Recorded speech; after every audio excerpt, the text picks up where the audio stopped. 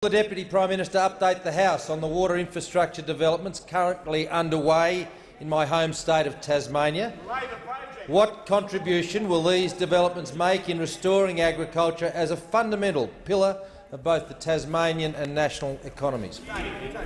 The member for Hunter will cease interjecting. The Deputy Prime Minister has the call. Thank you very much. Thank you very much, Mr. Speaker. And I thank the honourable member for Lyons for his question. The honourable member for Lyons, who has the biggest seat in Tasmania, and also is known for, amongst other things, the hydro power generation capacity. And it's great to be part of a government. I know the member of Lyons knows it's great to be part of a government that believes in the construction of dams, that believes this nation can take the next step forward and construct further dams. Because we know in this turnaround that we have delivered in the soft commodity market, where we are getting record prices in so many products, and I acknowledge that the prices that they currently get for the cherry crop, which has been coming off in Tasmania, that this has to be stood behind with further water infrastructure.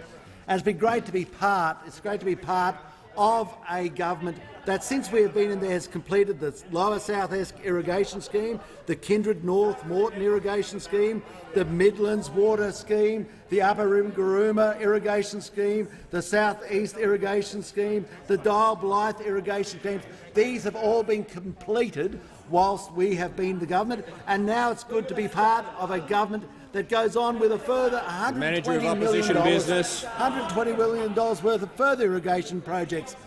What these do is acknowledges the contribution by the Commonwealth, also with the contribution by the state and contribution by private investment. It makes sense that we would be investing in a state that, even though it's only 1% of our nation's landmass, receives 13% of our nation's rainfall. This continues to be built on, and our correspondence with Jeremy Ratcliffe, the Deputy Premier Jeremy Ratcliffe, means that we are doing everything to make sure that we roll forward this further tranche of irrigation.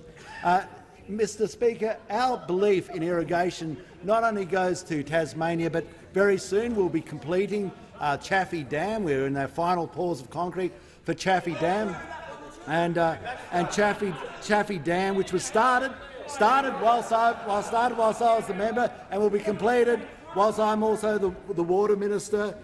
Sits on the back of further irrigation as we put forward another $25 million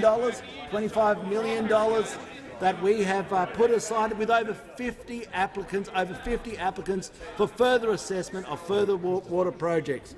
Mr. Speaker, the other side might talk about dams. They just never built them. They just never built. They just never actually. They never completed it. They're scared of it. They're tied to the Greens. They're tied to the Greens. And when they're tied to the Greens, their fascination resides in other places. The Manager of Opposition Business. Their belief in agriculture is such that the guy agriculture sitting at the edge of the bench, he's only just there, but in this government, Minister's time has expired.